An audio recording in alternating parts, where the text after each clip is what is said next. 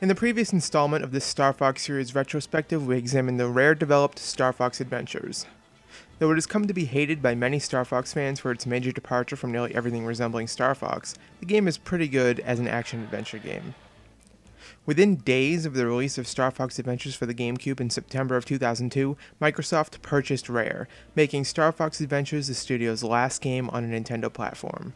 With Rare obviously no longer contributing to the Star Fox franchise, Nintendo turned to another external developer for the next game in the series. For the second Star Fox game on the GameCube, Nintendo partnered with Namco, in particular many of the individuals that had worked on the Ace Combat series. The game was actually first announced before Star Fox Adventures was released, though early impressions from media and fans was rather negative. After several years of development and refinement, Star Fox Assault was finally released in early 2005. Great Fox? Command! This is Star Fox team!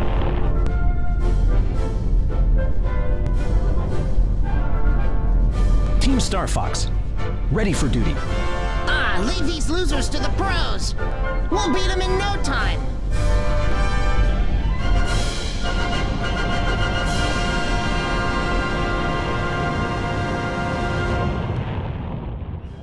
The Star Fox Assault conceived as a Star Fox game from the very beginning, unlike Star Fox Adventures, the game sticks much closer to the fundamentals of the series.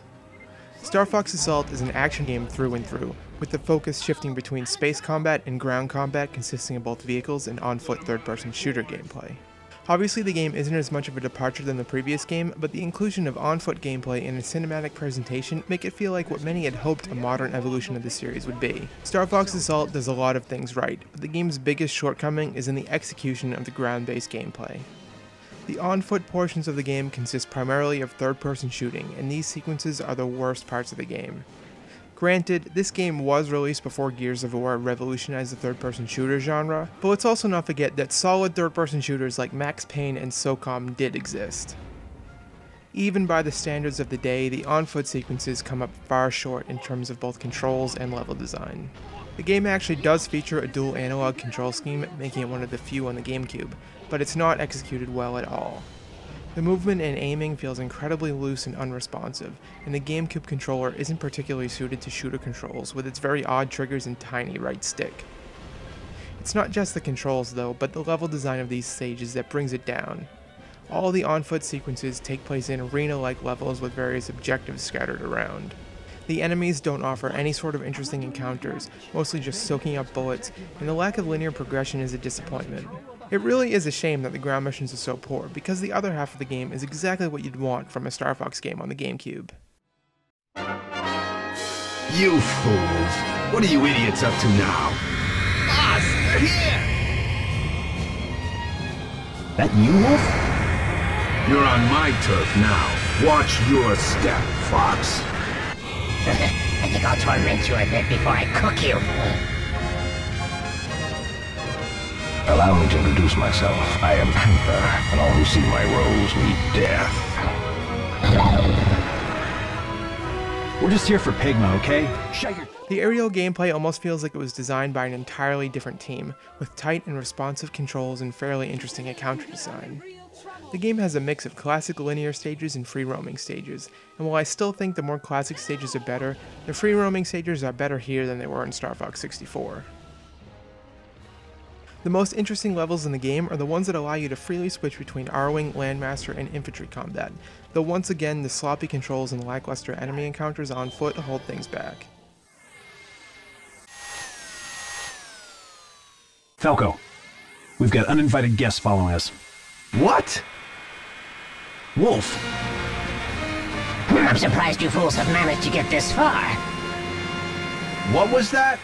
Like the other aspects of the game, the story of Star Fox Assault is a return to form compared to Star Fox Adventures.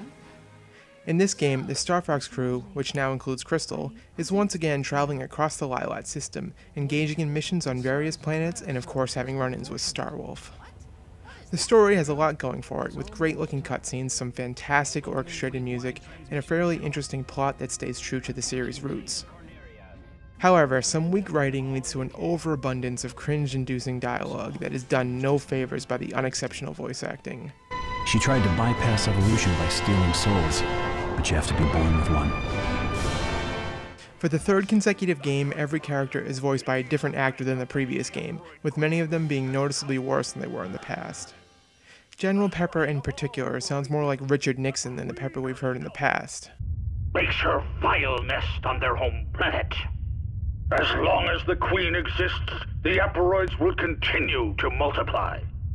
On the positive side, though, the game does tell an entirely original story.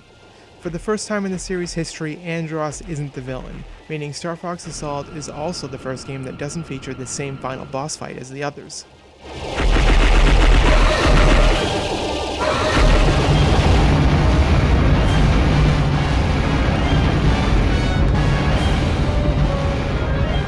Star Fox Assault is probably the least popular game in the series.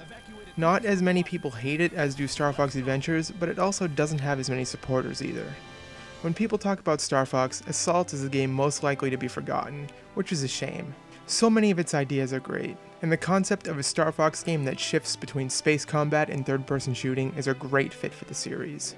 If all aspects of the game were executed better, Star Fox Assault would have been the best game in the series. Even still, while Star Fox Assault is a weaker game than Star Fox Adventures, it is much more faithful to the series' legacy and is overall better as a Star Fox game.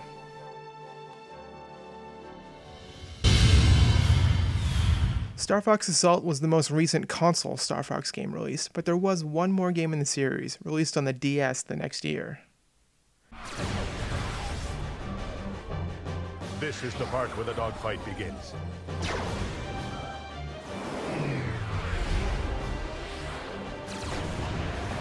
You can plot your strategy and help Fox McCloud fight his way through space, or battle your friends with Nintendo Wi-Fi connection. Star Fox Command, only on Nintendo DS. Rated E10 for ages 10 and up. Star Fox Command was released in 2006 and developed by Q Games. The developer would later go on to be most known for the Pixel Junk games on PlayStation systems, but Star Fox Command was among their first projects as a studio. Being on a handheld, Star Fox Command wasn't anywhere near as ambitious as Star Fox Assault, but it did feature some elements of the cancelled Star Fox 2. Many of the ideas originally intended for Star Fox 2 were seen in Star Fox 64, such as Star Wolf battles and all-range mode, but there were those that didn't carry over. Two of the core aspects of Star Fox 2, playing as other characters and map view strategy elements, were nowhere to be seen in Star Fox 64. However, more than a decade later, these two ideas would finally come to fruition in Star Fox Command.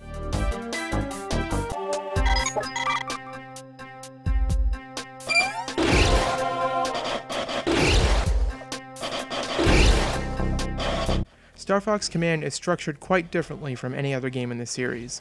Rather than going with a set of stages with branching paths like the original games, or the more cinematic linear array of missions as seen in Assault, the missions of Star Fox Command consist of many small battles strung together with strategy elements. Instead of controlling only Fox McCloud, you have access to multiple characters, which you can move around a map screen to engage in dogfights. The biggest strength of Star Fox Command is in the need for strategy and careful planning, but so many of the game's other aspects bring the rest down. The heyday of the DS and Wii was one of Nintendo's most profitable periods in the long history of the company. Though Nintendo consistently enjoyed extreme success during this time, they were also prone to making puzzling decisions regarding the use of the unique aspects of their hardware within games. Nintendo had a tendency to shoehorn motion or touch controls into game series and genres that had worked perfectly fine with a controller in the past, and Star Fox Command is one such example.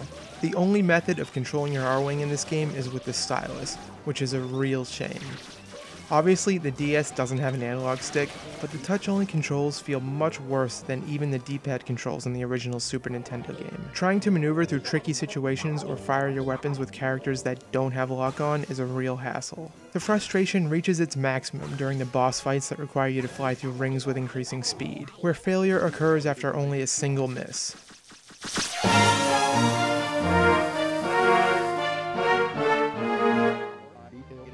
Star Fox Command is without question my least favorite game in the series, due almost entirely to the touch-only controls.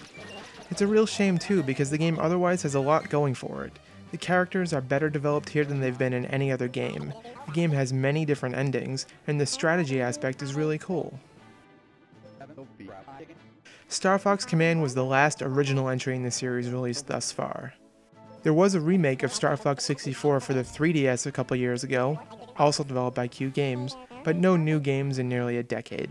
There have been rumors of new games at various points in the last 8 years, with the most interesting being a Star Fox and Metroid crossover game developed by Retro Studios.